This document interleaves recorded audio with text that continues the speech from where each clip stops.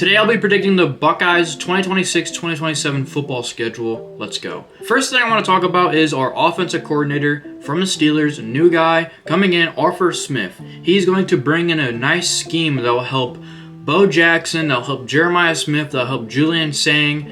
It is called the wide zone scheme. And if you're a football geek or just a coach, you know what this is. It's simply explained by sports analyst J.D. Pickle. Is the running back will attack the outside of the line of scrimmage and press the heels of the lineman or the tight end, whoever is on the very outer part of the O-line. Then Bo Jackson, all he has to do is basically where the defender is going, don't go there. That's simple as that. That'll help open up the pass game because bigger, more explosive runs will be able to be done by Bo Jackson in our running back group, and I think it's going to be a great thing.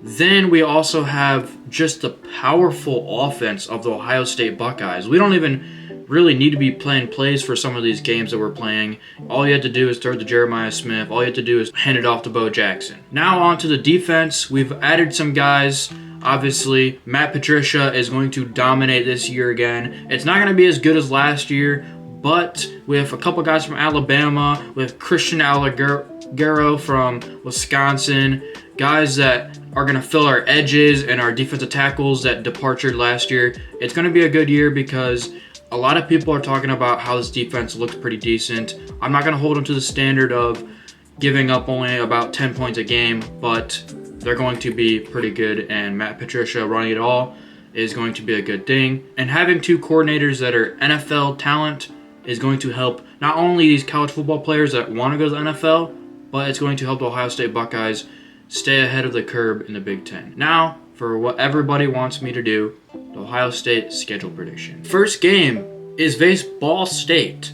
Let's be honest, we're going to ball on them, and we're going to win that game.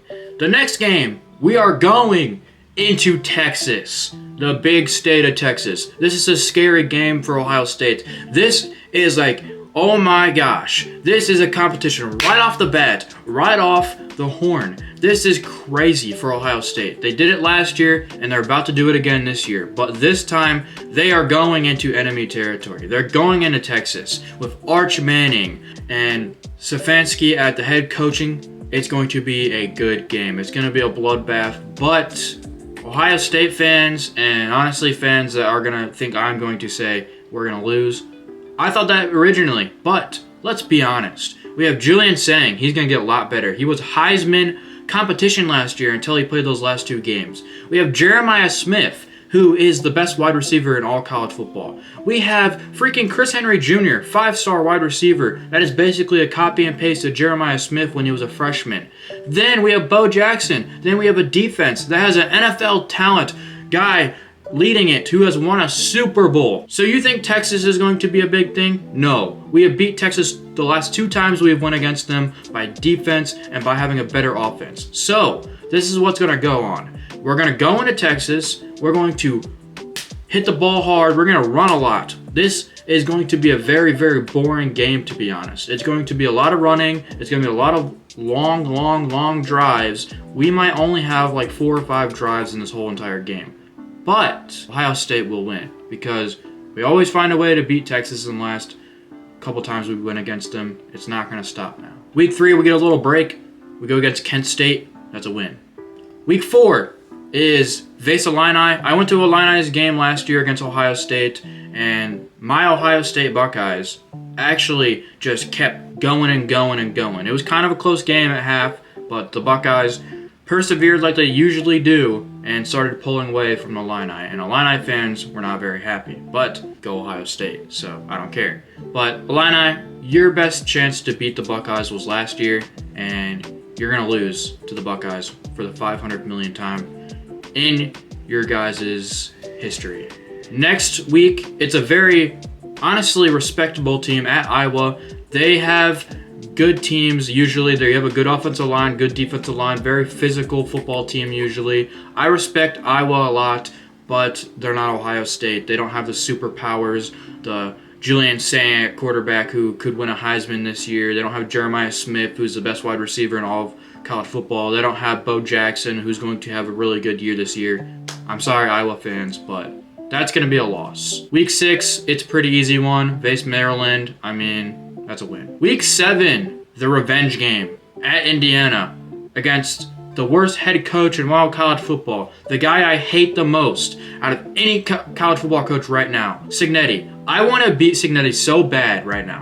I want to have my Buckeyes march into Bloomington, Indiana, and say, hey, guess what, Cignetti? We played a bad game against you last year, but it's not going to happen again. We are going to destroy your team like we have done for the last 100 years in college football before last year, and we're going to win this game. Jeremiah Smith is going to have 150 yards catching. Julian Sang is going to have 300 plus yards passing. This is a revenge game. This game is circled on Ohio State's map. Ryan Day is hyperventilating about this game right now as we speak, but in a good way. He wants to win this game, and all of Ohio State fans want this done too. Week 8, bye week. Week 9 at USC. I think we win this game. USC is not really a threat. They haven't really been proven to be a threat yet to the Buckeyes, but it's a game to watch out for. It's at their house. It's in California. So if Ohio State plays really, really bad, it could possibly be a close game or a loss. But I don't think so because Ohio State has so much manpower, and Julian Sang is going to get extremely good this year, especially by week 9. Week 10, face Oregon. I'm kind of scared of Oregon because they kept most of their defense. They kept Dante Moore at their quarterback. And I also have some quick notes on what I'm really scared of from Oregon. The biggest game changers for Oregon, obviously, is Dante Moore, their quarterback, Evan Stewart, their wide receiver, coming back, and they have a pretty good defense. They have a lot of their starters coming back, but this is something I found interesting about their offensive line. Their coach, Dan Lanning, decided he's going to get offensive line analyst because the Ohio State Buckeyes, the last couple times they went against Oregon, have destroyed their offensive line. They've been running past them, smacking their quarterback, getting to their quarterback, a lot of pressure on them, and Oregon really hasn't been able to do much against it. So what Dan Lanning did this year was very interesting, and he got a lot of guys that can help this offensive line out, and I want to see how it plays out. It could end up very good for Oregon, but if it does end up very good for Oregon, this may be a bad thing because Ohio State really relied on that defensive pressure to win those games against Oregon in the playoffs and in the years past. But we've also lost a couple of games against Oregon too, so that one can play out either way because it is in the regular season. So week 10, I feel like the Buckeyes walk away with a win, especially because it's in Columbus. Now for week 11, face Northwestern. I feel like it's a pretty easy win. We usually beat up on Northwestern. They're not really at the level that Ohio State is on football. Week 12 at Nebraska. I feel like that's also an easy win. I mean, we're going in Nebraska, but Nebraska lost their quarterback. Also, they've really kind of crumbled the last couple of years.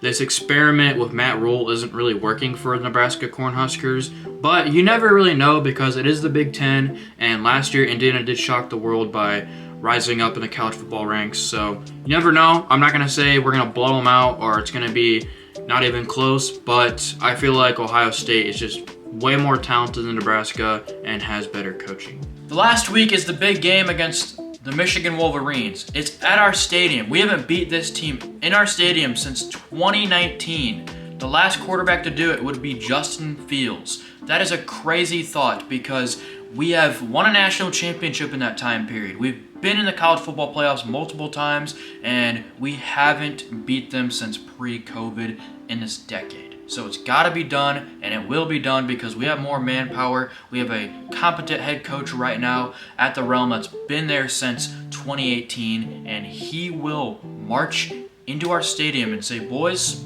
it's time to beat the worst team in mankind. Let's do it. And then we'll march into there and beat the crap out of them. So go Ohio State.